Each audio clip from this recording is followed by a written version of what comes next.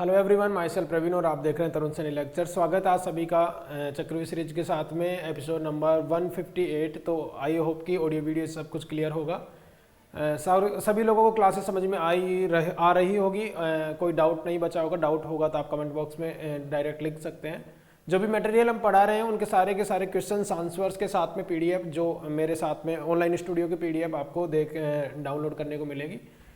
जो लोग एक्सेस नहीं कर पा रहे हैं वो वीडियो के डिस्क्रिप्शन में जाएं। डिस्क्रिप्शन में जाने के बाद में आप वहां पर टेलीग्राम का लिंक देख सकते हैं। वहां पे जैसे ही ज्वाइन करेंगे तो आपको सारे प्रीवियसली सारी की सारी चीज़ें देखने को मिल जाएंगी। अगर आप मेरी प्रीवियस क्लासेस देखना चाहते हैं तो प्लेलिस्ट पे जाएं। वहाँ पे चक्रव्यूह सीरीज में प्लेलिस्ट में चक्रव्यूह सीरीज लिखेंगे या देखने को मिलेगी, लिखेंगे क्या तो वहाँ पे मेरी सारी क्लासेज है क्लास नंबर 1 से लेकर क्लास नंबर लास्ट तक जो अभी स्टार्ट हुई है। ये एपिसोड 158 है जो मेरा यूट्यूब पर एपिसोड है जो क्लासेज है। चलिए तो स्टार्ट करते हैं। हम यहाँ पर पढ़ रहे हैं नियोनेटल केयर यानी कि इमीडिएट न्यूबॉर्न केयर। जैसे बर्थ बेबी ने जन्म लिया उसके बाद हमें क्या करना चाहिए। बहुत सारे क्वेश्चन है, अप्लाइड क्वेश्चन है, प्रायोरिटी बेस्ड क्वेश्चन है, मोस्ट इफेक्टिव क्वेश्चन है। ये सारे के सारे क्वेश्चन आपके मेन एग्जाम्स में देखने को मिलेंगे, जैसे आपके अपकमिंग ASIC हो, नॉट सेट हो या फिर कोई भी मेजर या माइनर एग्जाम्स हो। चलिए तो स्टार्ट करते हैं। जो आपको पता भी होगा हमने यहाँ पे क्वेश्चन नंबर 37 तक क्लियर कर चुके हैं। 65 या 70 तक क्वेश्चंस में जाएंगे, उसके बाद में MSN स्टार्ट करेंगे, आपको पता ही होगा। चलिए तो बिना समय गंवाए हम यहाँ पे नेक्स्ट सवाल की ओर बढ़ते हैं। ओके, वॉइस क्लियर आ रही होगी। ओके चलो सब कुछ ठीक है। Question number next 38, question number next 38 बताइए। सोचना है, समझना है, देन उसके बाद आपको आंसर चूज करना है कि क्या आंसर हो सकता है।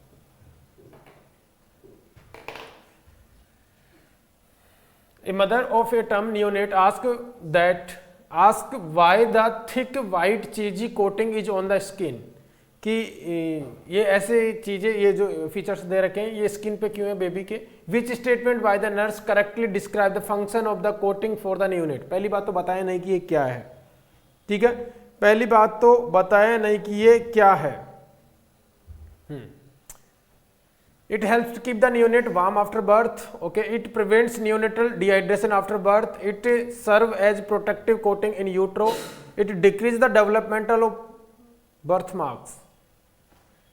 Okay, चलिए देखते हैं क्या है। पहली बात तो इसका नाम हमें पता लग जाना चाहिए कि ये किसके बारे में पूछ रहा है ना। तो ये किसके बारे में पूछ रहा है, ये पूछ रहा है वर्निक्स कैसियोसा के बारे में, ठीक है। ये कैसी होती है, जैसे ये बेबी है इन यूट्रो, बेबी है तो ये बेबी के अंदर, जैसे यूट्रस के अंदर ये बेबी है, ठीक है। एमनियोटिक फ्लूइड भरा होगा, हाँ या ना, बिल्कुल ठीक है। तो इस बेबी के जस्ट ऊपर एमनियन कैरियन तो होंगी, उसके जस्ट बेबी के ऊपर स्किन के ऊपर एक वाइट चीजी लाइक स्ट्रक्चर देखने को मिलती है, ठीक है। वाइट वाइट वाइट कलर, जब बेबी बाहर आता है तो ये देखने ये आप दिखाई भी पड़ती है आराम से, ठीक है। पूरे बेबी को ये कवर करके रखती है, ठीक है। चलो कौन से कलर की, थिक होती है, व्हाइट कलर की होती है, चीजी कोटिंग होती है बेबी के ऊपर, जिसको हम क्या बोलते हैं, वर्निक्स कैसियोसा, ठीक है।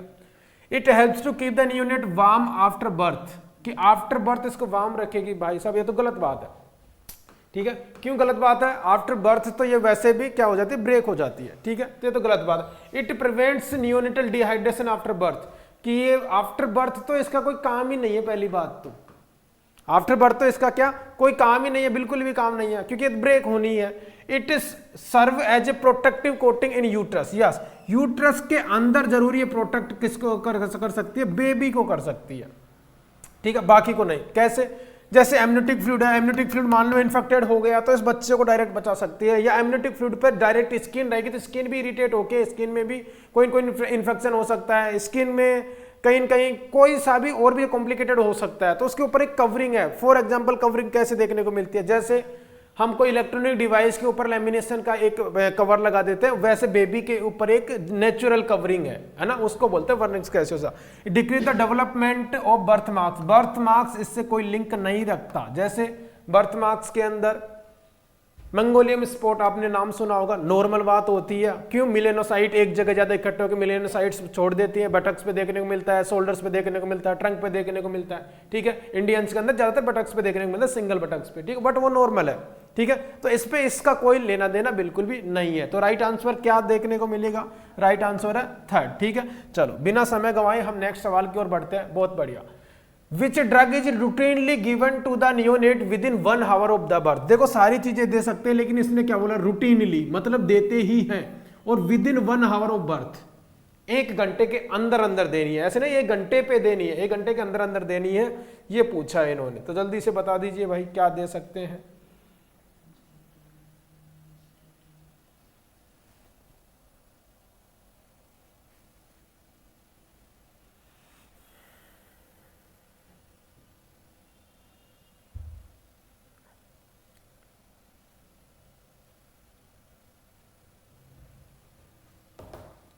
सोच सकते हैं, बिल्कुल एलिमिनेशन यूज कर सकते हैं, यूज कर सकते हैं, जो ज्यादा जरूरत भी हो, सारा दिमाग लगा लेना है, ठीक है। वैसे आपने कहीं सुना है बच्चा जन्म गया जेंटामाइसिन देना है? नहीं सुना होगा। अगर बच्चे को कोई इन्फेक्शन है, अगर बच्चे को कोई इन्फेक्शन है तो आगे जाके यूज कर सकते जेंटामाइसिन, यहां पे तो नहीं करते, ठीक है।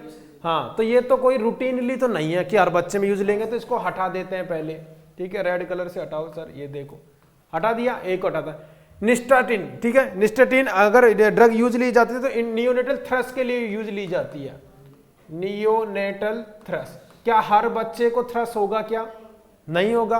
तो ये दोनों ड्रग तो हटा दो जो रूटीनली यूज नहीं ली जाती। अब बचा विटामिन ए और ये। अब आपको पता होगा इरिथ्रोमाइसिन किसके लिए दी जाती है? ओप्थेल्मिया नियोनेट्रम में, हाँ या ना? बिल्कुल। और ये बिल्कुल कब दे देनी है आपको? एज सून एज पॉसिबल, जब बच्चा स्टेबल होने लगे तुरंत दे देनी है, ठीक है। किसको क्या देता है? इरिथ्रोमाइसिन, है ना, ऑइंटमेंट यूज करते हैं। इससे पहले वाला भी सवाल हमने किया हुआ है, अब से पहले किया, ठीक है, प्रीवियस वाली क्लास में किया हुआ है, और इससे पहले भी हम बहुत बार कर चुके, ठीक है। चलो दूसरी चीज, विटामिन ए देते हैं क्या? एट बर्थ, है ना, एट बर्थ यूज करते हैं, लेकिन ऐसा नहीं जन्मते ही बच्चे को देना है कि 1 घंटे के अंदर ही देना है, ऐसा कुछ नहीं है। जो देना होता है वो होता है विटामिन के, विटामिन के। अब के की डोज तो आपको पता ही होगा, प्री टर्म के अंदर कितनी देते हैं? 0.5 mg, और टर्म के अंदर कितनी देते हैं? 1 mg, mg के अंदर आता है ना, ml के अंदर वो आता है एम्पुल, और ये mg के अंदर आता है, ठीक है। इसको भी 1 mg 1 ml के हिसाब से डाइल्यूट करते हैं, ठीक है, ये हम यूज करते हैं, इसलिए कैप्लिन नाम से आता है उस इंजेक्शन, उस पर यूज करते हैं, ठीक है। मेथाडोन करके और आता है, ब्रांड नाम होता है, उसके यूज से भी यूज करते हैं। तो आगे सवाल देखने को मिल सकता है, ठीक है। क्यों विटामिन क्यों क्यों, है ना, बहुत बार बताया हुआ है इसके बारे में मैंने, ठीक है। विटामिन के डिपेंडेंट फैक्टर होते हैं, बहुत सारे विटामिन के डिपेंडेंट फैक्टर होते हैं। कौन कौन से हैं? 2, 7, 9 और 10। ये कौन से हैं? विटामिन के डिपेंडेंट क्लोटिंग फैक्टर। अगर विटामिन के नहीं होगा तो ये क्लोटिंग फैक्टर एक्टिवेट नहीं होंगे, और ये नहीं होंगे तो किसकी रिस्क है? रिस्क ऑफ हेमरेज या फिर ब्लीडिंग डायरेक्ट लिख दूं, आया ना? बिल्कुल बात सही है, ठीक है। तो विटामिन के बच्चे के अंदर क्यों नहीं होता? क्योंकि ये सिंथेसिस ही नहीं होता। ये सिंथेसिस कहां से होता है? ये फ्लोरा से होता है, गट फ्लोरा। गट का मतलब इंटेस्टाइनल फ्लोरा। इंटेस्टाइन में भी कौन सा? लार्ज इंटेस्टाइन के गट फ्लोरा से होता है, और लार्ज इंटेस्टाइन बच्चों में एक्टिवेट होती ही नहीं है एट बर्थ, ठीक है। तभी तो मिकोनियम निकलते समय लग जाता है ना। चलो, तो मतलब विटामिन के नहीं होगा ना ये बच्चे में, के नहीं होगा तो ये फैक्टर नहीं होंगे, फैक्टर नहीं होगा तो ब्लीडिंग हो सकती है, रिस्क है, इसलिए विटामिन के तो देना ही है। चलो कैसे याद रखें? 2 + 7 कितने होते हैं? दोनों को जोड़ देते 9 होते हैं, 9 के बाद में 10 आता है। ये छोटी सी ट्रिक है, इससे ज्यादा बहुत कंफ्यूजन नहीं होता है। चलो ये भी सही है, ठीक है। तो विटामिन ए नहीं, हम सब के देते हैं, तो ये ऑप्शन नहीं हो सकता बच्चा, ए की ये देते हैं, ठीक है। राइट आंसर क्या है?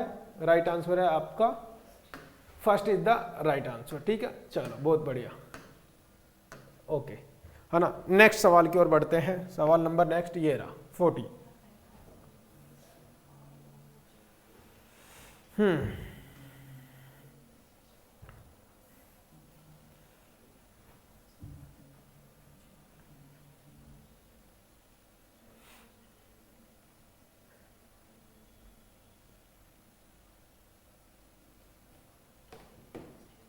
इंपॉर्टेंट सवाल है, पता भी होगा इसके बारे में, है ना, बहुत बार देखने को भी मिलता है। A client ask the nurse how lung maturity is determined by in the neonate, what is the best response by the nurse. कि भैया लंग मैच्योरिटी हो चुकी है। लंग मैच्योरिटी बेसिकली कब हो जाती है? बेसिकली तब हो जाती है, देखो 3 तरीके की चीजें होती है। पहली चीज तो वायबिलिटी पीरियड। वायबिलिटी पीरियड होता है 22 वीक, इस टाइम पे इतना ही है ना, पढ़ाया होगा।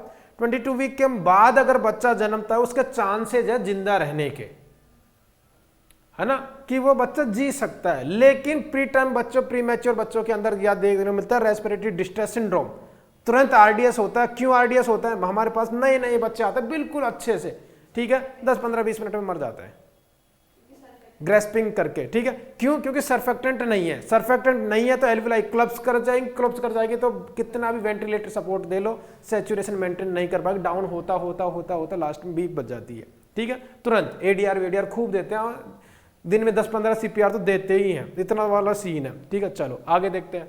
सर्फेक्टेंट का मैं इन्होंने बोला, चलो अब इन्होंने मतलब हम लंग मैच्योरिटी हो चुकी है, इसको कौन बताएगा, इसको कौन बताएगा, इनमें से कोई बताएगा। Meconium in the amniotic fluid, amniotic fluid के अंदर मेकोनियम आ गया तो रेस्पिरेटरी डिस्ट्रेस होगा, आरडीएस का पेशेंट है ना कि लंग मैच्योरिटी का, गया काम से, नहीं हो सकता ऑप्शन। देखते हैं दूसरा, ग्लूकोकोर्टिक का ट्रीटमेंट जस्ट बिफोर डिलीवरी, ग्लूकोकोर्टिक का ट्रीटमेंट दो जस्ट बिफोर डिलीवरी। तो ये क्या कोई ये बता रहा है क्या भैया लंग्स मैच्योर हो चुके, ये ऑप्शन से पता चल रहा है क्या, नहीं, बिल्कुल भी नहीं है, तो बिल्कुल ही नहीं। Lecithin to sphingomyelin ratio more than, ये क्या है, ये सर्फेक्टेंट ही है, ठीक है, ये सर्फेक्टेंट को मैच्योर करने के लिए काम आते हैं, ठीक है। इनका रेशियो अगर 2:1 है, 2 किसका, इसका और इसका, ये नॉर्मल बात है। अगर इतना मेंटेन कर रहा है तो ये पेशेंट जी जाएगा, ठीक है, बिल्कुल जी जाएगा। एब्सेंस ऑफ फॉस्फेटाइल ग्लिसराइल, ठीक है, फॉस्फेटाइल ग्लिसराइल एब्सेंस नहीं, ये प्रेजेंट होना चाहिए। ये क्या होना चाहिए, ये प्रेजेंट हुआ तो ये बताएगा कि सफिशिएंट क्या है, सर्फेक्टेंट मौजूद है। ये एब्सेंट नहीं, ये क्या होना चाहिए, प्रेजेंट होना चाहिए। तो इसमें से एब्सेंस लिखा हुआ है, ये भी गया, ठीक है। तो ये मौजूद है, मतलब सर्फेक्टेंट हमारे पास में इनफ है, ठीक है। चलो तो सेकंड नॉर्मल क्या हुआ, एलएस रेशियो कितना होना चाहिए, नॉर्मल आपके पास में 2:1 होना चाहिए, ये बात सही है, ठीक है, ये बात सही है। चलो इतना भी समझ में आ गया। वैसे एलएस बनना कब स्टार्ट हो जाता है, 24 वीक पे, ठीक है, 24 वीक पे एलएस सर्फेक्टेंट का क्या स्टार्ट हो जाता है, बनना स्टार्ट हो जाता है, कितने में, 24 वीक पे। चलो ये टर्म की बात है, ये किसकी बात है, टर्म की बात है, ये रेशियो होना चाहिए। चलो ये भी ठीक है, अगर ये रेशियो इतना मेंटेन हो रहा है तो बच्चे में रेस्पिरेटरी डिस्ट्रेस सिंड्रोम नहीं देखने को मिलेगा, बच्चा वेंटिलेटर पे नहीं जाएगा अंटिल कोई और प्रॉब्लम नहीं है तो, ठीक है। चलो ये भी बात समझ में आ गई, और देखते हैं इसके बारे में। अगर ये एलएस नहीं बन पा रहा है, सर्फेक्टेंट प्रॉपर नहीं है, तो क्या ट्रीटमेंट है सर इसका, बाहर से दे, ठीक है, बाहर से दे। तो सर्फेक्टेंट अगर हम बाहर से देंगे, सर्फेक्टेंट अगर हम बाहर से देंगे तो एक सर्फेक्टेंट का नाम आपने सुना होगा, उसका नाम बताओ, एक्जोसर्फ सुना है क्या, सर्फेक्टेंट है ना। एक नया जो अभी मार्केट में चल रहा है नियोसर्फ, ठीक है। रूट क्या है इनका, एंडोट्रेकियल, बहुत बढ़िया, ठीक है। कैसा है, एंडोट्रेकियल, इंट्राट्रेकियल भी बोल सकते हैं, मतलब ट्रेकिया के अंदर डायरेक्ट डाला जाएगा। कितना होता है, कोई आइडिया है, इसका एम्पुल कितने का आता है, बोतल में आता है, वाइल में, है ना, कितना आता है, 5 ml की बोतल आती है, कितने रुपए की आती होगी ये, हाँ मैं बताता हूँ ये कितने रुपए की आती है, ये कम से भी कम 10,000 या 11 या 12,000 की मार्केट में अवेलेबल है, 5 ml रुपीज, ठीक है। अब कॉम्प्लिकेशन कितना है, हम डेली यूज करते हैं, बता रहे हैं। इसका कॉम्प्लिकेशन ये है, बच्चे को किस पे लिया जाएगा, वेंटी पे, है ना, बच्चे को वेंटिलेटर पे, क्योंकि एंडोट्रेकियल डालेंगे तो ईटी डालेंगे, ईटी के थ्रू ही जाएगा। अब ईटी डालेंगे, बच्चा जब भी वेंटिलेटर पे जाएगा, हम कोई से भी वाइटल ऑर्गन से छेड़छाड़ करते हैं तो एक नर्व होती है जिसको बोलते हैं वेगस नर्व, ये वेगस नर्व क्या हो जाती है, ये स्टिमुलेट हो जाती है, ठीक है, और ये क्या करवा देगा, बच्चे को तुरंत ब्रेडिकार्डिया के अंदर पहुंचा देगा। तो ये बच्चे को अंदर हमें मॉनिटर करनी है हार्ट रेट। तो ये सवाल भी आ सकता है कि अगर बच्चे को आप आर्टिफिशियल सर्फेक्टेंट डालने की कोशिश कर रहे हैं तो किसका रिस्क फैक्टर हो सकता है, बच्चे में ब्रेडिकार्डिया का रिस्क फैक्टर हो सकता है। दूसरी चीज आपको क्या रखना है, तो आपको आपके पास हार्ट रेट को बढ़ाने के लिए क्या चाहिए, एडीआर चाहिए, एड्रेनलिन, ठीक है। अब एड्रेनलिन से भी बहुत सारे सवाल आए हुए हैं कि एड्रेनलिन को कितने ml में मिलाया जाए, 1:10,000, 1:1,000 तो चला गया, अब नहीं आते सवाल। अब आते हैं कि आपके पास जो एम्पूल है, एड्रेनलिन का एम्पुल 1 ml का एम्पुल आता है, ठीक है। बच्चों में कोई सी भी दवाई डायरेक्ट एम्पुल तोड़ के नहीं दे सकते, एडल्ट में दे सकते हैं। ये आया आपका, ये जो नोट सेट लगा है, इससे पहले वाला नोट सेट लगा है, उसके मेंस में पूछा गया सवाल है, ठीक है। यस, तो एक एम्पुल को आप कितने में मिलाओगे, कोई आइडिया? कोई आइडिया नहीं? चलो, तो एक एम्पुल को आप मिक्स करेंगे कितने में, 9 ml NS के अंदर। कितने में करेंगे, 9 ml NS के। ऑप्शन में दिखेगा 10 ml NS, आपको आंसर नहीं करना है, ठीक है। 10 ml की सिरिंज उठाएंगे, उसमें NS कितना पुश करेंगे, 9 ml, ठीक है। 1 ml क्या होगा, ADR होगा, ठीक है। अब इसका रेशियो टोटल हो गया, वो कितना होगा, 10 ml, ठीक है। अब इसमें ये हमारे पास में डाइल्यूटेंट ADR है, अब इससे पुश करना है कि 1 ml देना है कि 2 ml देना। डायरेक्ट ADR नहीं दे सकते, डायरेक्ट विटामिन के नहीं दे सकते, कोई सी भी दवाई, कोई सा भी एंटीबायोटिक हम डायरेक्ट नहीं दे सकते। कैल्शियम को किसके अंदर वो करते हैं, डाइल्यूट करते हैं, D5 के साथ में, ठीक है। डेक्सट्रोज 5% के साथ में कैल्शियम को डाइल्यूट करते हैं, ठीक है। और स्लोली देते हैं कैल्शियम को भी, है ना। क्यों? कैल्शियम भी क्या करता है, हार्ट रेट को कम करता है, फोर्सफुल कॉन्ट्रैक्शन करवाएगा लेकिन हार्ट रेट को कम कर देगा, ठीक है। चलो, ये कार्डियो में बहुत सारी चीजें पढ़ाई जाएंगी, ठीक है। तो जहां पे भी हार्ट रेट कम हो, आपको ADR तुरंत रखना है पास में। ADR से एक सवाल भी आता है ना, 100% नोट सेट तो पूछता है ADR से। चलो, ये सारी बातें होगी। इसका राइट आंसर तो क्या है, इसका राइट आंसर है ये, ठीक है। चलो, अब इससे 10, 15, 20 सवाल जितना भी बनाना आप बना सकते हो, ठीक है। चलो, नेक्स्ट सवाल ये रहा।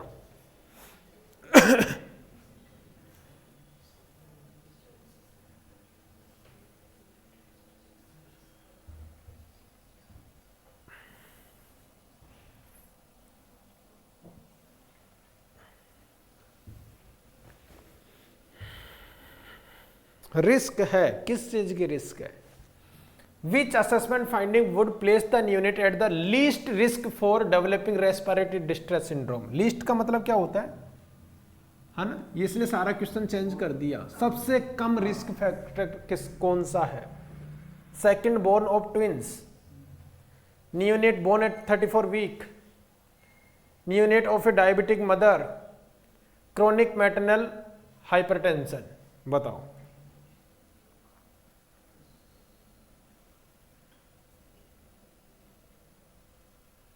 एलिमिनेट करो, कौन कौन से को एलिमिनेट कर सकते हैं हम। तो सबसे पहले जो एलिमिनेट करेंगे उसमें से मैं हटाना चाहूंगा कि देखो, रेस्पिरेटरी डिस्ट्रेस सिंड्रोम किसके अंदर ज्यादा है, प्री टर्म के अंदर देखने को मिलता है। पहला बच्चा, प्रीमेच्योरिटी वाला बच्चा सबसे पहले मरता है तो रेस्पिरेटरी फेल्योर की वजह से मरता है, ठीक है। चलो, बाकी कोई रीजन नहीं होता उसके पास मरने वाला, तो ये तो मैं हटा देता हूं। लिस्ट ढूंढना है ना अपन को। तो neonate of the diabetic mother, hypertension mother, second twins. देखो, ट्विंस के अंदर कहानी क्या होता है, पहला बच्चा तो नॉर्मल जन्म ले लेता है, लेकिन दूसरे बच्चे के अंदर हमें सीवियर क्या देखने को मिलता है, बर्थ एक्सपेजिया देखने को मिलता है, ठीक है। बर्थ एक्सपेजिया का मतलब क्या होता है, ड्यूरिंग बर्थ बेबी मेंटेन नहीं कर पा रहा है सैचुरेशन को, है ना, और बच्चे की ब्रेन डेड भी हो जाता है, सैचुरेशन को मेंटेन नहीं कर पा रहा। बर्थ एक्सपेजिया किसका टाइप है, रेस्पिरेटरी डिस्ट्रेस सिंड्रोम का, ठीक है। तो ये भी रिस्क है, पहला वाला नहीं, सेकंड वाला होता है। पहला बच्चा तो हो जाता है, लेकिन सेकंड वाले पे दिक्कत आ जाती है, ठीक है। न्यूनेट ऑफ देखो, डायबिटिक और हाइपरटेंशन, ठीक है। डायबिटिक वाले को भी रिस्क होता है, RDS वाला, ठीक है। यस, कम रिस्क होता है जो मैटरनल हाइपरटेंशन। ये प्रेगनेंसी इंड्यूस्ड हाइपरटेंशन नहीं है, नहीं है, नहीं, प्रेगनेंसी इंड्यूस्ड हाइपर नहीं है, chronic maternal hypertension, only hypertension है, इसको ओनली हाइपरटेंशन है। प्रेगनेंसी इंड्यूस्ड PIH के अंदर बहुत सारी चीजें देखने को मिलती है। क्या क्या? एक तो क्या क्या देखने को मिलेगा आपको, प्रोटीनयूरिया देखने को मिलेगा, है ना, एडिमा देखने को मिलेगा। प्रोटीनयूरिया है तो एडिमा भी देखने को मिलेगा, और आगे ज्यादा गया तो क्या बोलते हैं उसको, सीजर्स भी आने लग जाते हैं, ठीक है। लेकिन ये नो, जैसे अपन को नॉर्मल हाइपरटेंशन है तो उसमें प्रेगनेंसी गेन हो जाए, वैसा वाला है, ठीक है। जैसे आपने प्रेगनेंसी इंड्यूस्ड हाइपरटेंशन के अंदर एक डेफिनेशन पढ़ी होगी कि मदर होनी चाहिए वो नॉर्मोटेंसिव होनी चाहिए। नॉर्मोटेंसिव मतलब पहले उसको हाइपरटेंशन नहीं रहा हो और अब जाके प्रेगनेंसी की वजह से हाइपरटेंशन हुआ है, ये पहली कैटेगरी है उसकी, पढ़ा होगा। तो इसके अंदर PIH नहीं मानेंगे हम, पहले से बेबी क्या, पहले से मदर क्या है, इसमें हाइपरटेंसिव मदर ऑलरेडी है, तो ये कोई रिस्क नहीं है कि ये RDS तक लेके जाए, ठीक है। चलो, तो ये एट लीस्ट रिस्क फैक्टर है, कौन सा, 4। तो PIH और इस दोनों में फर्क है। समझ में आ गया ना कैसे, वहां पे नॉर्मोटेंसिव मदर माना गया था ना।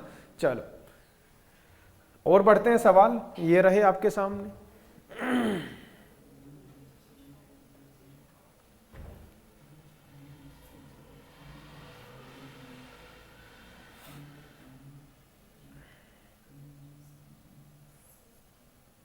कुछ नई चीजें देखने को मिलेगी, शायद पहले से पता हो।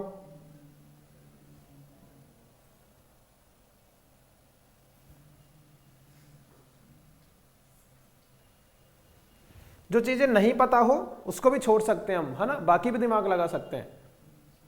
एप्लाइड क्वेश्चंस में यही फायदा होता है कि आप अपना दिमाग लगा के आंसर को ढूंढ सकते हैं।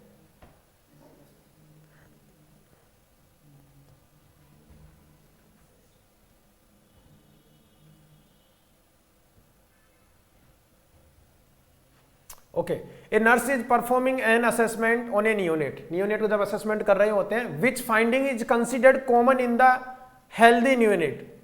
मतलब बच्चा कैसा होना चाहिए, हेल्दी होना चाहिए और कॉमनली दिखना चाहिए। सब बच्चों के अंदर जो हेल्दी होगा उनमें सभी में ज्यादातर देखने को मिलेगा। बताओ, सिंगल पाल्मर साइमन क्रियाज जो बोलते हैं वो किसके अंदर देखने को मिलती है? डाउन सिंड्रोम के अंदर। किसके अंदर? Down syndrome. Trisomy number 21। चलो ये भी मैं सिखा दूंगा।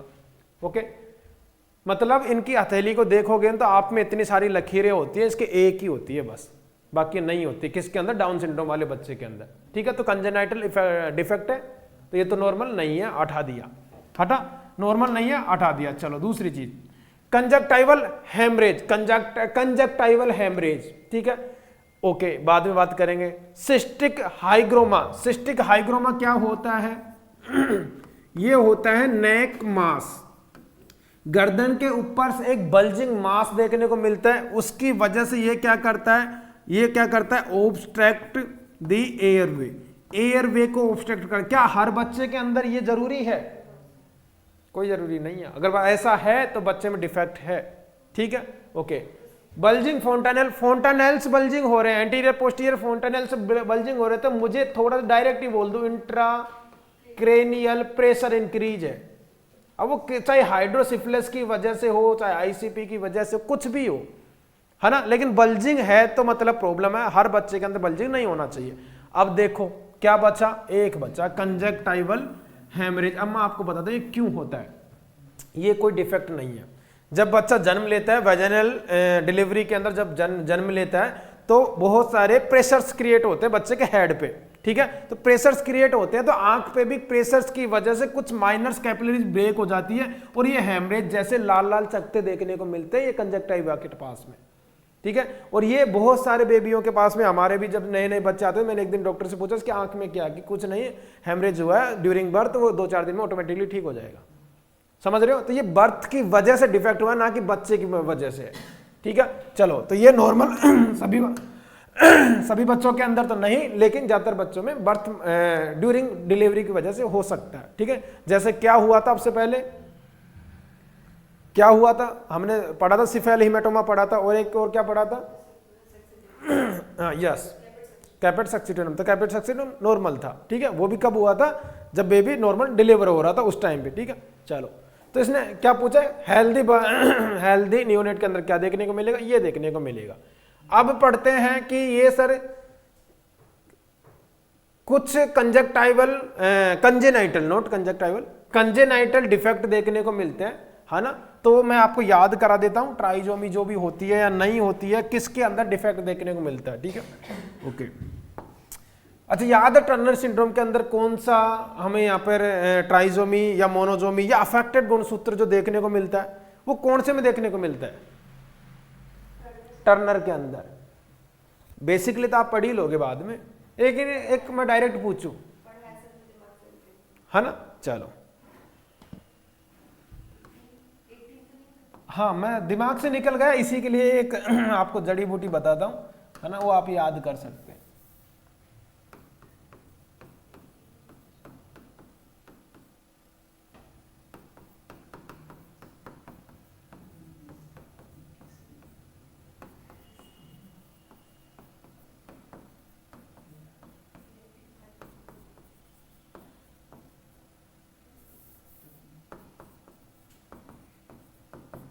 तू 45 की, दीदी 21 की, पापा 13 के, Edward, Edward note Edward,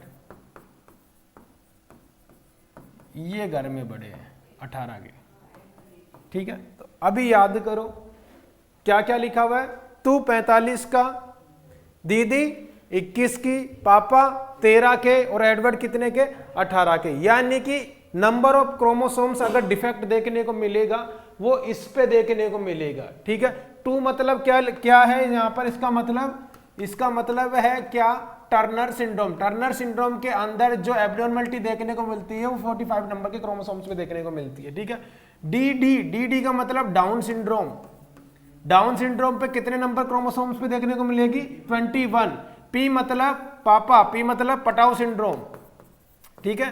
Patau syndrome के अंदर कितने पे, 30 नंबर पे, ठीक है। एडवर्ड तो एडवर्ड के नाम से ही आता है, कितने पे, 18 पे। तो दोबारा से बोलेंगे, तू 45 का, दीदी 21 की, पापा 13 के, एडवर्ड 18 के। 2 4 5 बार आप इसको याद करेंगे तो आप, वो होता ना कि याद किया था लेकिन हम भूल गए, समझ रहे हो। और एक बार भूल गए ना तो ये सारे के सारे इनके कैरेक्टरिस्टिक भी उल्टे हो जाएंगे जो आप याद करके बैठे हो, है ना। अब कहाँ मोनोजोमी करनी है, कहाँ ट्राइजोमी करनी है, कहाँ एब्सेंट करना है, कहाँ घटाना है, कहाँ बढ़ाना है, जब आप इनको कैरेक्टरिस्टिक पढ़ोगे डेफिनेटली वो क्या हो जाएंगे, याद हो जाएंगे, ठीक है।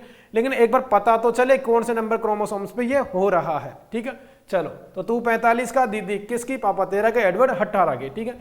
अभी आप एक बार ट्रिक बना लोगे तो आप भूलोगे नहीं इसको, ये बार बार याद रहेगी, ठीक है। ऐसे पढ़ाते पढ़ाते एक दिन मैं एसेंशियल अमीनो एसिड्स की लिस्ट बता गया और दूसरे दिन ESIC ने पूछ लिया, जबकि मैं साइकेट्रिक पढ़ा रहा था, मुझे कोई ज्यादा लिंक नहीं था, है ना, समझ रहे हो। तो एक काम की चीज है। चलो नेक्स्ट देखते हैं, ये रहा सवाल आपके सामने।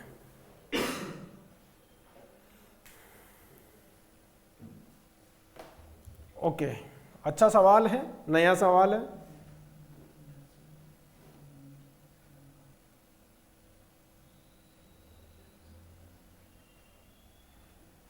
ओके,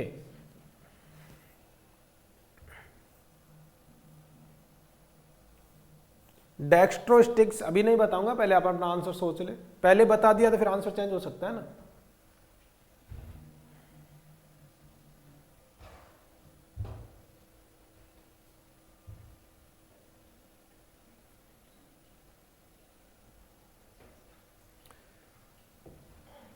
चलो, क्या लग रहा है, क्या आंसर होना चाहिए। ओके, ठीक है, फोर्थ भी मानते हैं, थर्ड भी मानते हैं, बाकी कमेंट्स भी देखेंगे लोगों के क्या आ रहे हैं। आप लोग जब ये कमेंट क्लास देख रहे होंगे तो प्रीमाइड चल रही होगी, ऑब्वियसली बात है, लेकिन मैं कमेंट्स पढ़ रहा हूँ ना, आपको रिप्लाई करूंगा, ठीक है। मेरे नाम से रिप्लाई भी आएगा, ठीक है।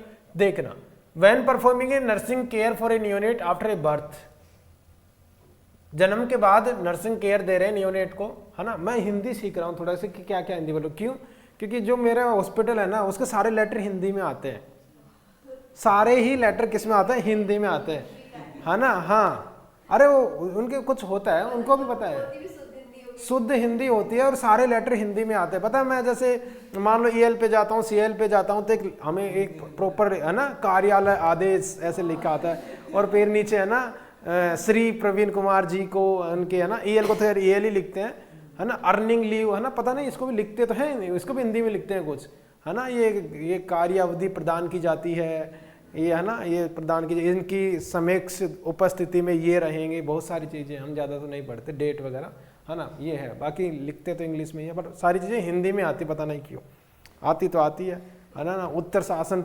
सरकार, है ना, उत्तर सरकार नहीं, उत्तर परिवहन शासन, कुछ ऐसे करके लिखते हैं वो लोग, उत्तर सरकार भी नहीं लिखते, है ना, उत्तर प्रदेश शासन लिखते हैं वो, है ना।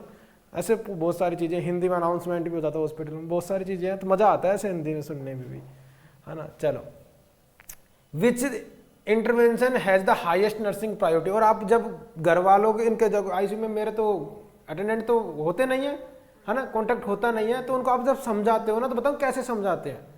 ऐसे नहीं कि इनको सर्फेक्टेंट डलेगा, नहीं अम्मा जी, इनमें एक केमिकल डलेगा, छाती में केमिकल डालेंगे हम, नीली लाइट में बच्चे को रखेंगे, समझ गए ना, नीली लाइट में रखेंगे, है ना, बस। अब वो फोटोथेरेपी होती है नीली लाइट।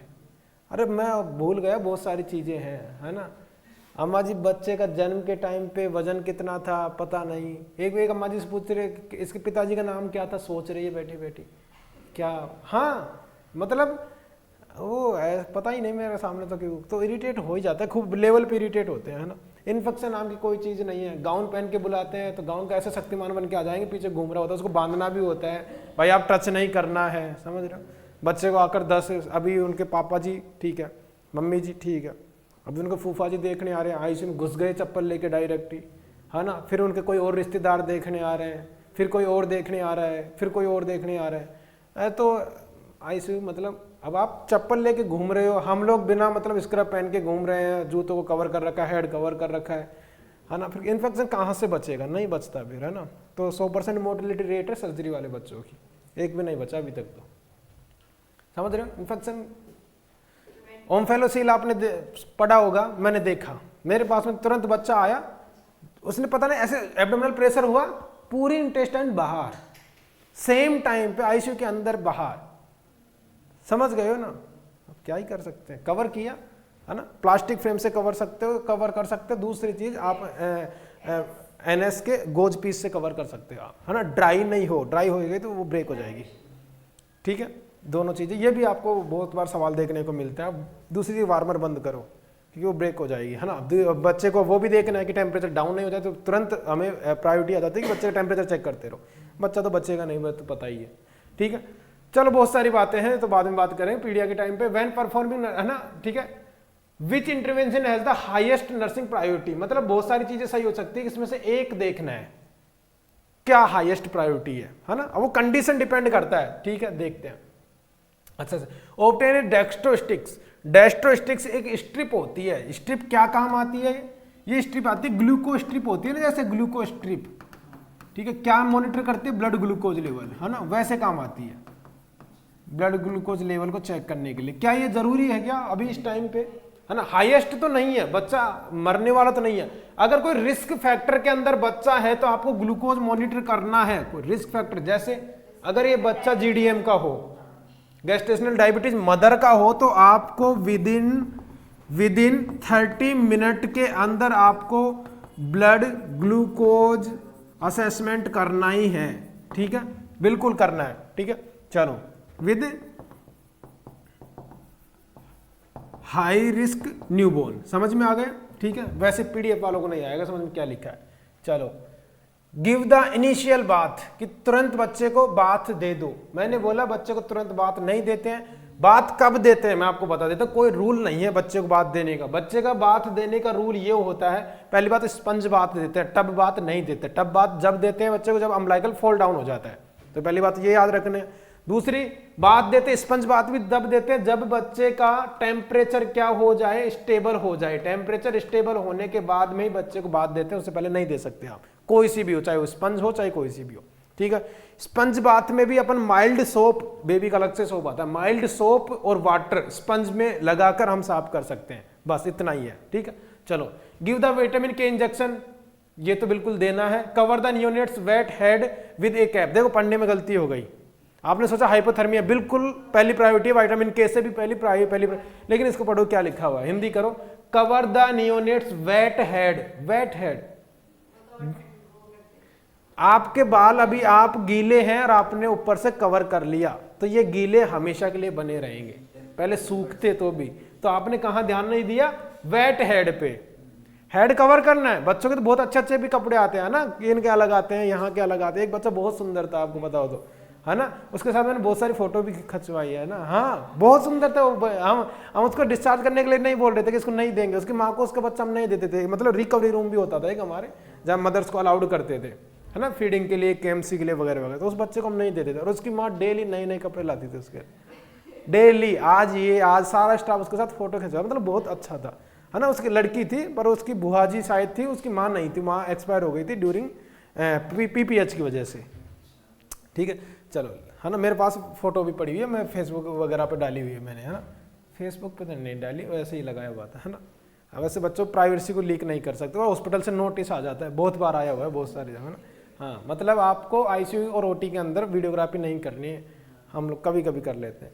चलो, तो wets head with the cap, तो वेट हेड मतलब गीले हेड को कवर नहीं करना है, वरना वो हमेशा गीला रहेगा, हाइपोथर्मिया के अंदर चला जाएगा। तो इसको काट देता हूँ, इसको काट देता हूँ, इसको काट देता हूँ, प्रायोरिटी ये रही तुरंत। और शायद हमने पढ़ा भी है इसके बारे में पहले वाले क्वेश्चन में।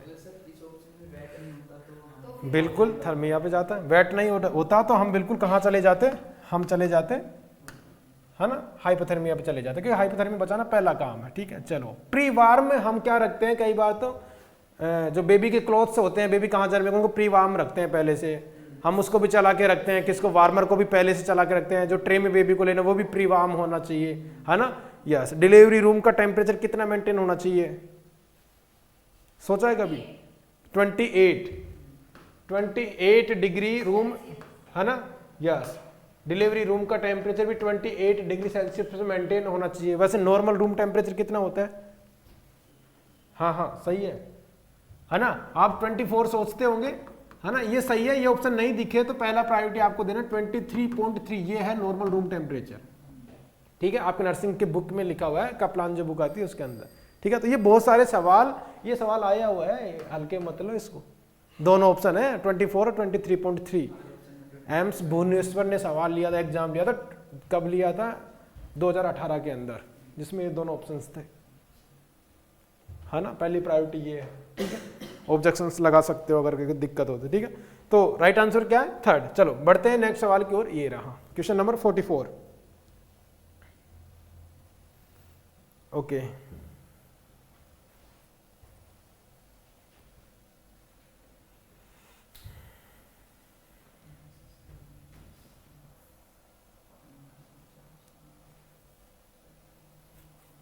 अच्छा सवाल है, सोच सकते हैं।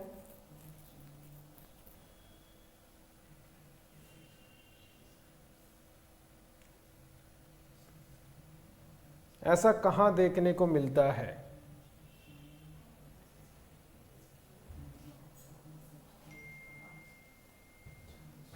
ऐसा कहां देखने को मिलता है, बता सकते हैं?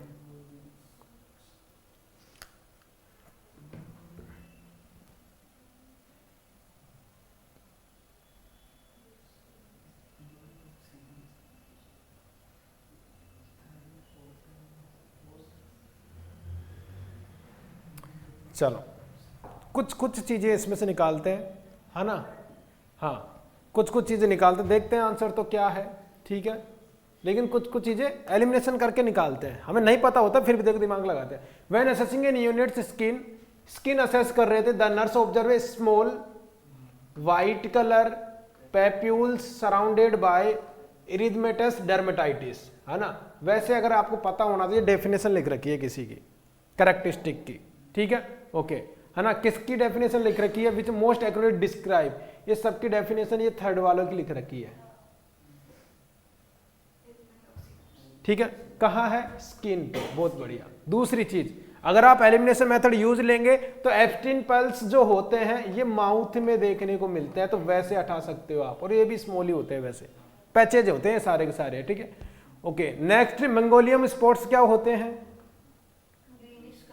ये हम इसको बोलते हैं, हाँ, पहली बात तो ये लार्ज होते हैं। ये कैसे होते हैं? लार्ज होते हैं, और वहां पे क्या लिखा हुआ है? स्मॉल लिखा हुआ है। वाइट नहीं होते, कौन से होते हैं? ग्रीन ब्लैक कलर के होते हैं। ठीक है, यस, ये हर जगह पाए जा सकते हैं, लेकिन मेनली ये बटक्स पे पाए जाते हैं। ठीक है, और ये क्यों होते हैं? ये नॉर्मल बर्थ मार्क्स बोलते हैं इनको। क्या बोलते हैं? बर्थ मार्क्स बोलते हैं। ठीक है, और ये क्या है? ये नॉर्मल कंडीशन है। क्या है? नॉर्मल कंडीशन है। ये ज्यादातर देखने को मिलता है छोटे छोटे बच्चों को देखना, है ना।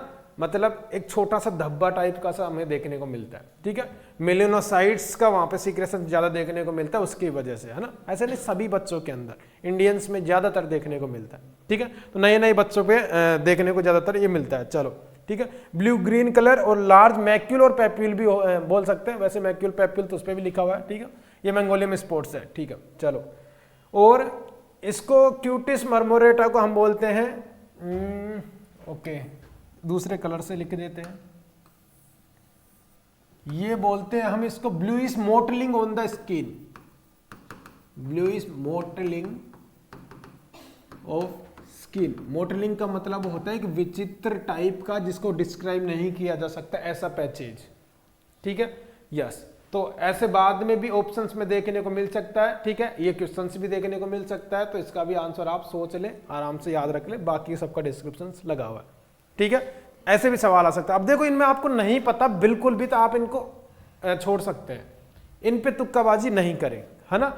यस, ये नेगेटिव बोलते हैं, नेगेटिव कंट्रोल कहाँ करें। बाकी क्वेश्चंस में देखो अब सारे क्वेश्चन छोड़ने पड़ेंगे, बोलते हैं ना कि मुझे तो जो आएगा मैं वो ही करूंगा, तो इन सवालों में तो ऐसा कोई सा सवाल ही नहीं है जो आपको आता ही है कि इसका आंसर तो 100%, भाई सब में दिमाग लगाना पड़ रहा है, तो इसमें से तो आप एक भी नहीं करोगे।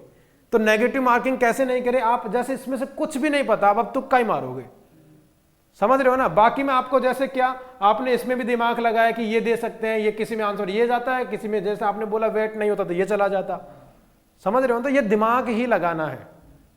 50% सवाल तो सारे लोग करेंगे, कट ऑफ 65 जाती है, 15 सवाल ये करोगे तो ही आपका सिलेक्शन होता है, ठीक है। तो ये 15% सवालों के लिए ही है। अब इनसे 50% की भी तैयारी होती है, इसलिए बोलता हूं कि आप बड़े लेवल पे सोचो, जाके छोटी मोटी एग्जाम से तो डायरेक्ट ही निकल जाए, समझ रहे हो ना। चलो देखते हैं, डन। चले बढ़ते हैं नेक्स्ट सवाल की ओर। ये रहा 45। इस क्लास में 50 सवाल तक हम जाएंगे, फिर नेक्स्ट देखेंगे, बट आज इस सेशन को खत्म करेंगे, मतलब आज का मतलब नेक्स्ट क्लास के अंदर खत्म कर देंगे। अच्छा सवाल है, सोचना है ना। कितनी बार पूछा गया कि बच्चे को कब निलाना है ना, और बहुत बार सारे सवाल मैं बहुत बार बोल चुका हूं। अब आप सोच लो कि भैया क्या आंसर इसका जा सकता है।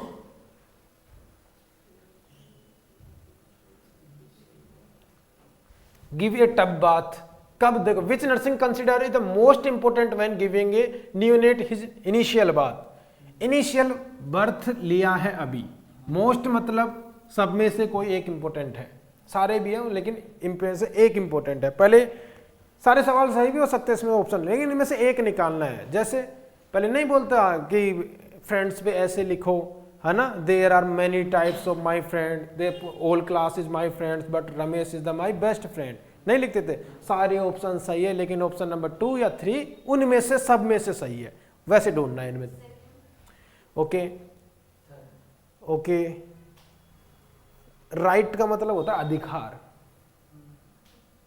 यहां पर राइट्स का मतलब यूज लिया गया है ना। Give it right after delivery, है ना, कि ये अधिकार है डिलीवरी के बाद देना, है ना। हाँ वही राइट है। Give a tub bath, tub bath कब देना है, अम्बलाइकल फॉल डाउन, हाँ या ना। तो ये तो गया, तुरंत नहीं दे सकते, ठीक है। इतना हमें पता होना कि तुरंत दे सकते हैं, स्पंज बाथ दे सकते हैं, और वो भी कब दे सकते हैं, जब बर्थ क्या हो, टेम्परेचर स्टेबल हो। तो कहीं नहीं लिख रखा टेम्परेचर स्टेबल नहीं है, ठीक है, तो हम नॉर्मल मान के चलेंगे। गिव और यूज, ये क्या लिख रहा है, हेक्साक्लोरोफिन सोप। हेक्साक्लोरोफिन सोप से आप बात नहीं दे सकते, क्योंकि ये क्या होते हैं, ये न्यूरोटॉक्सिक होते हैं, ठीक है, बच्चे के ब्रेन को डैमेज कर देंगे, तो ये तो यूज ही नहीं करना पहले इन बाद में। दूसरी चीज क्या बचा, give it right after delivery, कि आफ्टर डिलीवरी के तुरंत बाद देना ही है सबको, ऐसा तो कहीं नहीं लिख रखा, क्योंकि हमें इस पे कंडीशंस लगानी पड़ेंगी। बच्चा हाइपोथर्मिया में है तो होल्ड कर दो भाई, बच्चा का आरडीएस हो गया तो पहले वेंटिलेटर पे लो, जन्म पे तुरंत, ये कोई वो थोड़ी है कि बच्चे को पहले नहलाओ बाद में देख लेंगे जो भी काम है, ठीक है। सब कुछ ठीक है तो कर सकते हो, ठीक है। तो ये भी गलत हुआ। बाकी बच्चा यही कि माइल्ड सोप, और आप वाटर यूज ले सकते हैं। सोप वगैरह क्यों यूज ले सकते हैं, बिल्कुल उसका ना एमनेटिक फ्लूइड को हटाने के लिए, कैसियोसा को हटाने के लिए, सारी चीज़ों के लिए, ठीक है। या अपने जैसे सोप यूज नहीं लेते कि भैया डिटर्जेंट डाल दिया कहीं पे भी, है ना, ऐसा नहीं, बेबी के सोप अलग से ही आते हैं, वो वाला यूज कर सकते हैं, ठीक है। तो अब ऐसा रट नहीं लेना है कि इनिशियल बात के अंदर माइल्ड सोप और ये यूज लेते हैं। कंडीशंस देखनी है, हर सवाल में कंडीशंस देखनी है, हर सवाल, छोटे सवाल पर फिर भी कंडीशंस लगी हुई है, ठीक है। इसलिए ही हमारे सवाल हम क्या करते हैं, जो बच्चे बोलते हैं ना कोचिंग करने से क्या होता है, ये होता है। अगर आप डायरेक्ट मेरी क्लास ले रहे हो तो आप लिख लेते, नोट्स बना लेते, अच्छा इनिशियल बात पे use water and mild soap, और आपने एक नोट बना लिया और आपने इसको रट लिया, आपने पहली ही गलत लाइन लिख ली, क्योंकि ये कंडीशन बेस्ड सवाल है, अगले सवाल में ये चेंज हो सकता है ना। इसलिए बता रहा हूँ, इसलिए वो बच्चे पढ़ते रहते हैं 5-5, 6-6 साल तक पढ़ते रहते हैं, उनका कुछ नहीं होता, सिर्फ भीड़ होती है जो एग्जाम सेंटर पे देखने को मिलती है। है ना। चलो कोई बात नहीं, देखते हैं नेक्स्ट 46, क्वेश्चन नंबर 46। ओके, इस पे मैंने बता रखा अच्छा खासा, पहले मैंने सवाल करवा रखा था। हेपेटाइटिस बी का सवाल है क्या ये? हाँ,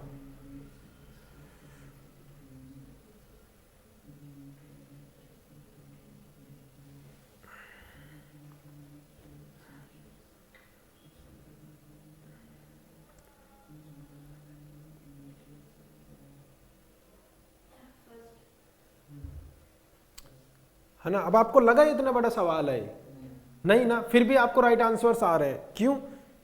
ये इसलिए आ रहा है क्योंकि आपको पता है इसके बारे में, है ना। मतलब कॉन्फिडेंस होना चाहिए। कॉन्फिडेंस कब आएगा? देखो सिलेक्शन कब होता है?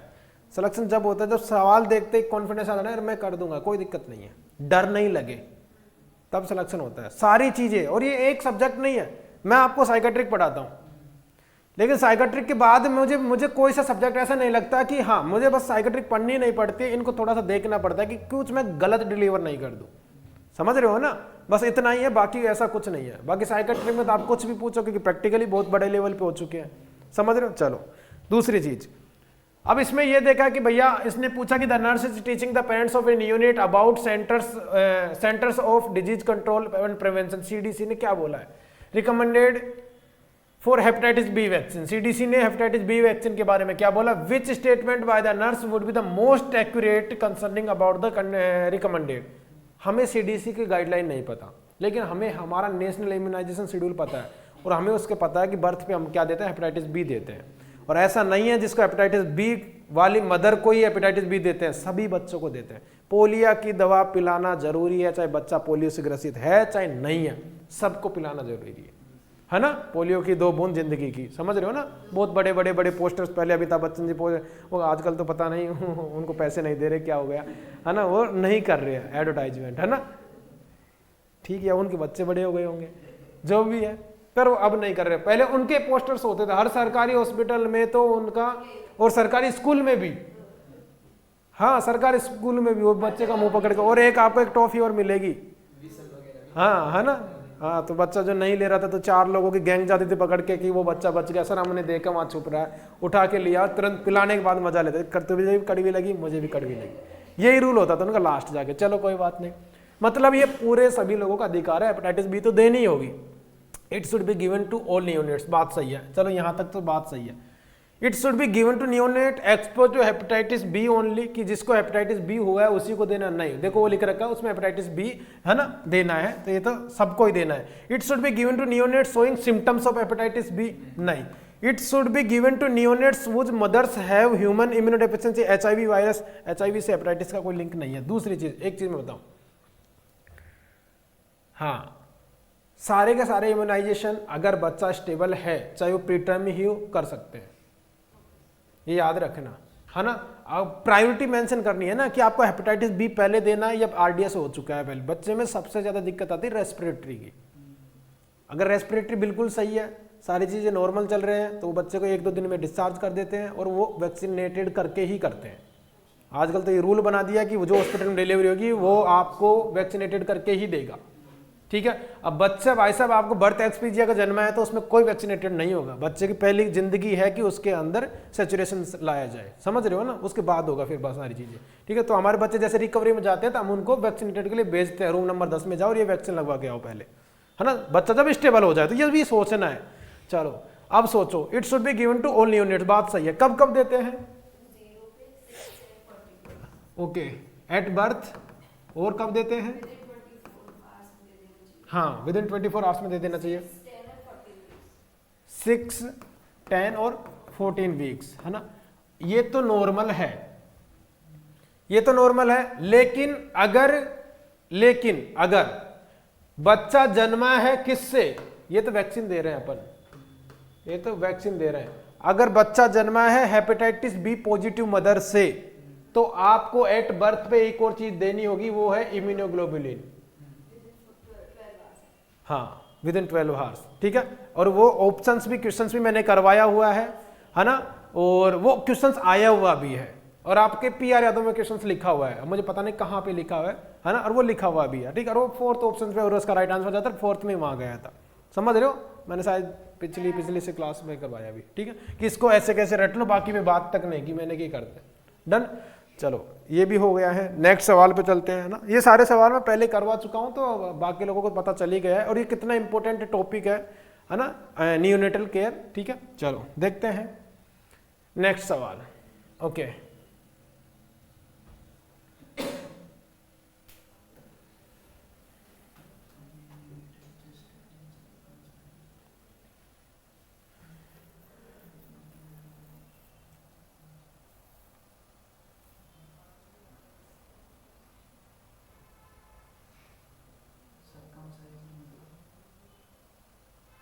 ओके बताएंगे, a male neonate has just been circumcised, which nursing intervention is part of the initial care of circumcised neonate, ठीक है, इनिशियल केयर। देखो मेरी बात सुनना, थर्ड भी हो सकता है इसका राइट आंसर, थर्ड भी है और फोर्थ भी है, दोनों में से चूज करना है आपको, ठीक है।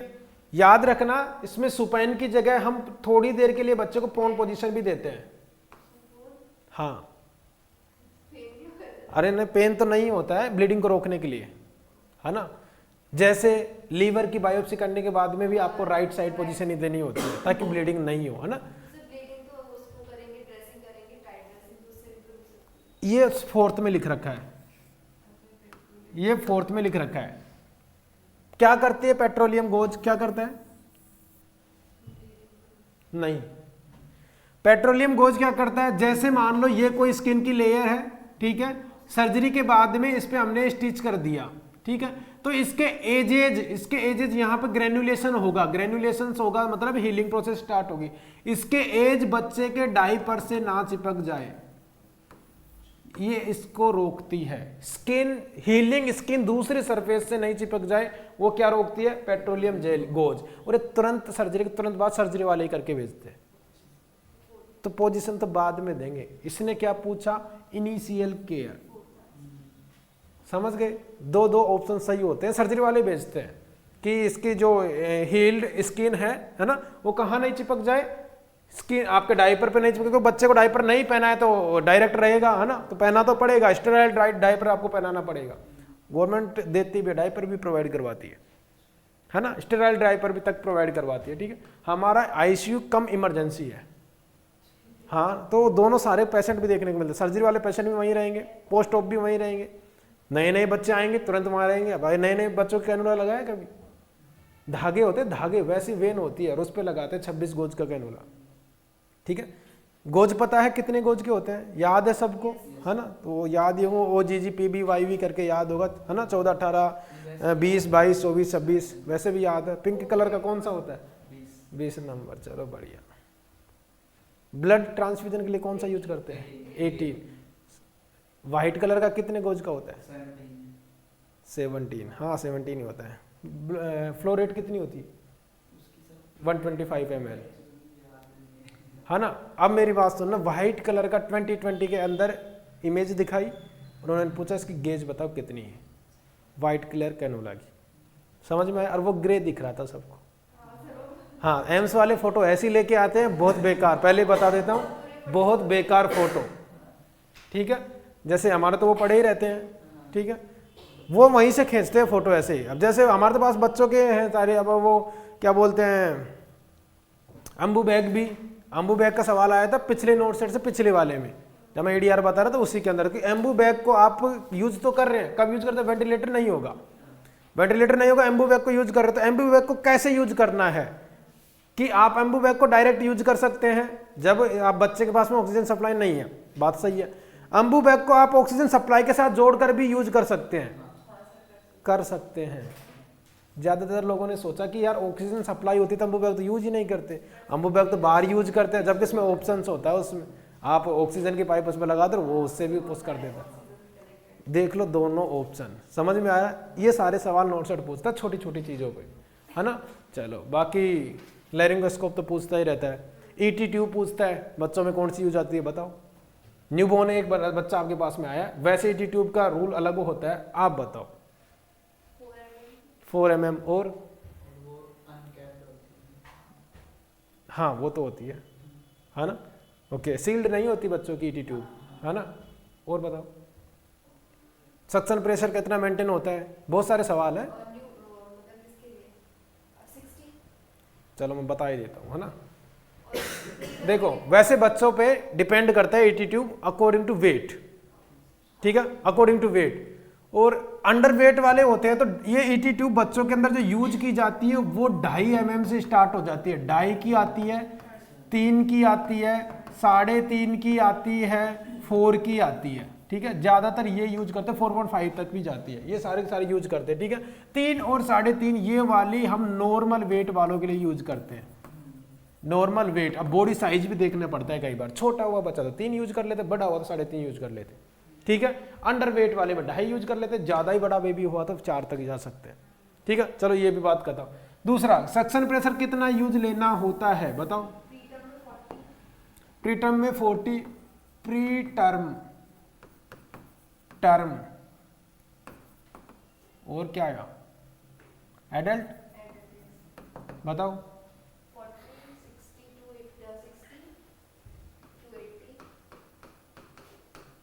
ठीक है,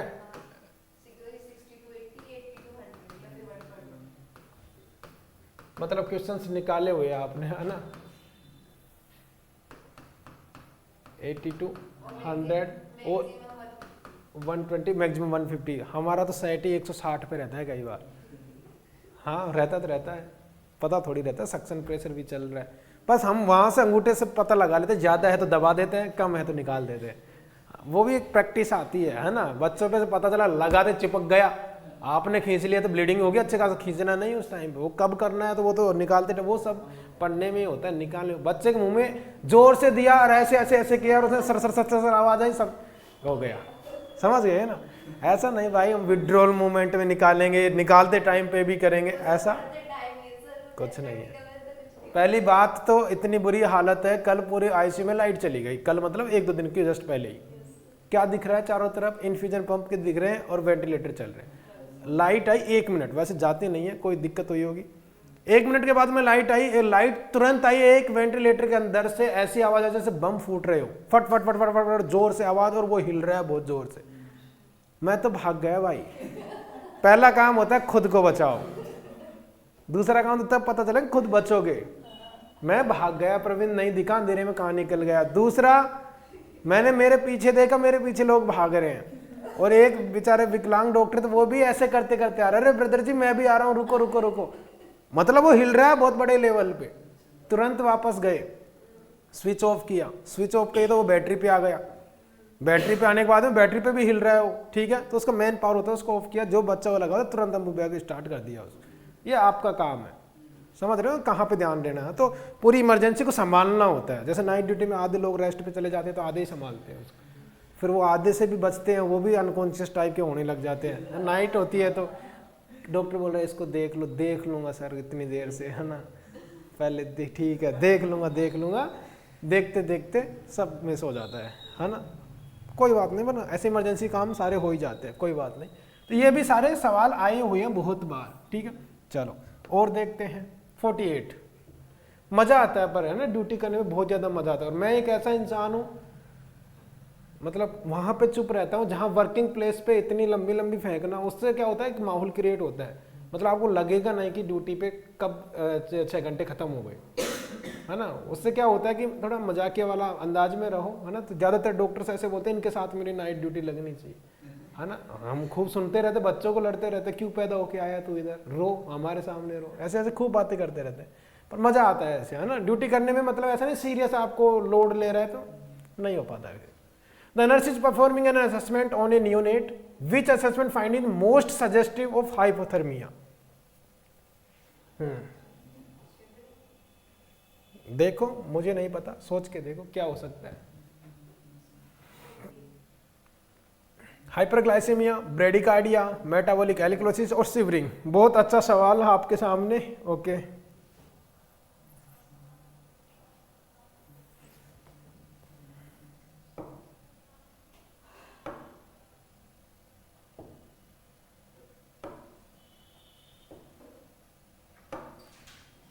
चलो छोटा सा सवाल गलत होगा, क्या आंसर है?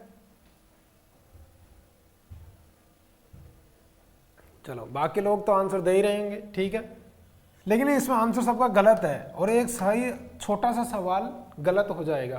पूछो क्यों? देखो अब आपको पता भी, याद भी आ जाएगा, मैंने बहुत बार पढ़ाया हुआ है वैसे पहले भी। अगर बच्चा क्या है ना,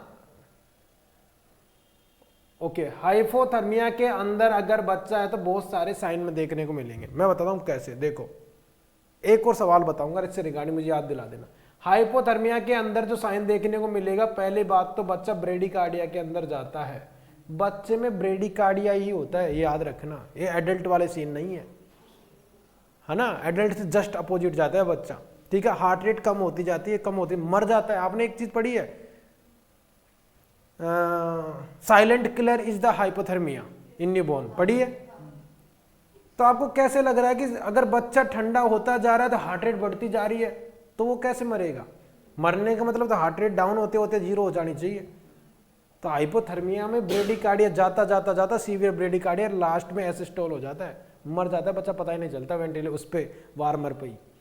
सबके वार्मर चालू है, अब एक की किस्मत खराब, एक का ऑफ कर रखा आपने, और वही होता है। वार्मर को कौन से मेथड पे यूज लेना है? सर्वो मोड पे यूज लेना है हमेशा, ठीक है। उस बेबी की स्किन से टेम्परेचर से चेक करता है और अपने आप से बढ़ाता है घटाता है। प्रोब लगाते हैं कहाँ पे? लीवर के जस्ट ऊपर, ठीक है। ये मैंने आपको बहुत बार बताया हुआ क्लासेस के अंदर, चलो, है ना। और ये सर्वो मेथड आपके नोट सेट में पूछा गया प्री के अंदर, मैनुअल आता है, सर्वो आता है, ठीक है। चलो दो चीजें याद हो गई। तीसरी चीज, तो बच्चा ब्रेडिकार्डिया में जाता है, लास्ट में मर ही जाता है, और एक जाता है हाइपोग्लाइसीमिया के अंदर। हाइपोथर्मिया के साइन, मरने के साइन दोनों के दोनों ये रहे, इसलिए बच्चा मरता है, ठीक है। ओके, तो क्या बोला? विच असेसमेंट फाइंडिंग मोस्ट सजेस्टिव, ठीक है। तो पहले तो बेबी किस में जाएगा? ब्रेडिकार्डिया के अंदर चला गया, तो आंसर तो हमें पता लग गया। और आ गया हाइपरग्लाइसीमिया नहीं, हाइपोग्लाइसीमिया होता है, चला गया। बच्चा मरता क्यों है? किसी ने पूछा नहीं, याद कर लिया ना हमने, silent killer is the hypothermia, और हमने याद कर लिया, पूछा नहीं कि क्यों मरता है, वो इसलिए मरता है। आ गया। मेटाबॉलिक एल्कलोसिस, एल्कलोसिस नहीं होता, क्या होगा इसके अंदर? एसिडोसिस। हाइपोग्लाइसीमिया में वैसे भी क्या देखने को मिलेगा? एसिडोसिस। वैसे आपने फंडामेंटल क्लास ली होगी तो समझ में आ गया होगा एसिडोसिस क्यों देखने को मिलता है, ठीक है। कीटोन बॉडीज टूटती है, फैट वो होता है। अब शिवरिंग की बात आई, बच्चा ठंडा हो रहा है तो बच्चा शिवरिंग क्यों नहीं करता? कभी किसी बच्चे को कांपते हुए देखा है? नहीं नहीं नहीं नहीं नहीं, वो जर्किंग मूवमेंट होते हैं, वो जिटरनेस होते हैं। शिवरिंग अलग होती है। शिवरिंग सिर्फ और सिर्फ, शिवरिंग क्या होती है? शिवरिंग का मतलब होता है थर्मोजेनेसिस, मतलब हीट का प्रोडक्शन, हीट प्रोडक्शन। और यस, आपको ठंड लगेगी तो आपके सारे बॉडी मूवमेंट हिलने लग जाएंगे, और जब बॉडी मूवमेंट हिलते हैं तो हीट प्रोडक्शन होती है, ऐसे फिजिक्स बोलती है। इंजन चलता हुआ गर्म होता है, ना कि खड़े खड़े गर्म होता है। देखा होगा कार का इंजन चलता है तो गर्म हो जाता है, तो आप भी अगर चलोगे तो गर्म हो जाओगे। फिजिकल एक्टिविटी करके देखो, आपको सर्दी नहीं लगेगी, तो बॉडी ऑटोमेटिकली करने लगती है। यस, यही तो देखने को मिल रहा हूँ। अब न्यूबॉर्न के अंदर क्या है? न्यूबॉर्न के अंदर शिवरिंग मैकेनिज्म ही एब्सेंट होती है। तो ये बच्चे फिर सर्दी में, इनको सर्दी क्यों नहीं लगती बताऊं? क्योंकि इनके पास में एक्स्ट्रा क्या है? ब्राउन फैट होता है, ब्राउन फैट होता है, और ये फैट क्या होता है? हीट प्रोडक्शन करते हैं, जो एडल्ट के पास नहीं होते, ठीक है। यस, तो इनका ब्लड का तापमान ये ब्राउन फैट की वजह से ज्यादा होता है, इसलिए बच्चों को सर्दी नहीं लगती है, ठीक है। ये मैकेनिज्म पे यूज करते हैं, एडल्ट शिवरिंग मैकेनिज्म पे यूज करते हैं। अब इन बच्चों के पास में ये तो है नहीं, एब्सेंट है, तो ब्रेडिकार्डिया, हाइपोग्लाइसीमिया, लास्ट में मृत्यु देखने को मिलेगी। तो ये इसका आंसर क्या है? ब्रेडिकार्डिया, ठीक है। ऐसे सोचना, छोटा सा सवाल गलत हो जाता और हो गया था, है ना। चलो नेक्स्ट ये रहा,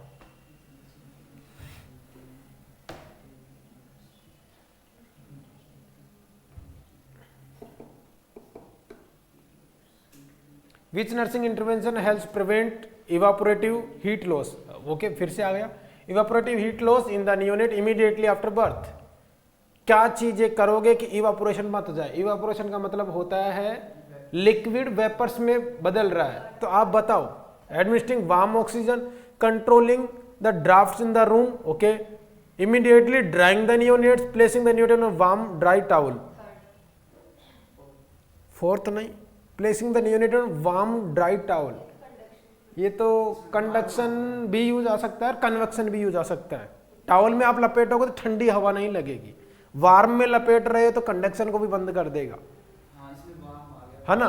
नहीं, इमीडिएटली ड्राइंग द नियोनेट, आपने खुद सूखा दिया बच्चे को। देखो इवापोरेशन क्या बोलता है, इवापोरेशन ये बोलता है ये बेबी की सरफेस है, ये बेबी की सरफेस है, ये गीली है, अगर आपने इसको पोंछा नहीं तो इसको सर्दी लगेगी बच्चे को, क्योंकि ये भाप में बन रहा है और हीट लेके जा रहा है। एग्जाम्पल देते, बाथरूम से आप इसी टाइम नहा के आते हो, तुरंत टाउल से पोंछ लेते हो तो कम सर्दी लगेगी, और डायरेक्ट पानी डाल के बाहर आ जाना, आपको कितनी देर तक सर्दी लगेगी, क्योंकि जब तक पानी सूख नहीं जाएगा आपको मस्त वाली सर्दी लगेगी। मान रहे हो ना इस बात को। तो बच्चे को सर्दी मत लगाओ, ये क्या आंसर जाएगा इसका, third is the right answer, है ना। ये तो समझ में आएगा, ड्राइंग करना है बच्चे को तुरंत, ठीक है। चलो उसके बाद ही करना है, कपड़े अपने बाद में पहनाने हैं, ठीक है। 50 नंबर का क्वेश्चन यहाँ पे शो नहीं करेंगे क्योंकि पुराने डेटा पे बेस है ना, आपके कंसेप्ट खराब हो जाएंगे उससे, ठीक है। ये पुरानी बुक है, बहुत पुरानी बुक है ये, इसलिए, है ना। तो अब नई चीज़ें चेंज हो गई है इसलिए, ठीक है। तो आज की क्लास को हम यहीं पे एंड करते हैं। आई होप कि आपको सारे सवाल समझ में आए होंगे। नेक्स्ट सवाल नेक्स्ट क्लास के अंदर डिस्क्राइब कर दिए जाएंगे। Thank you so much, video देखने के लिए बहुत बहुत धन्यवाद। Thank you so much.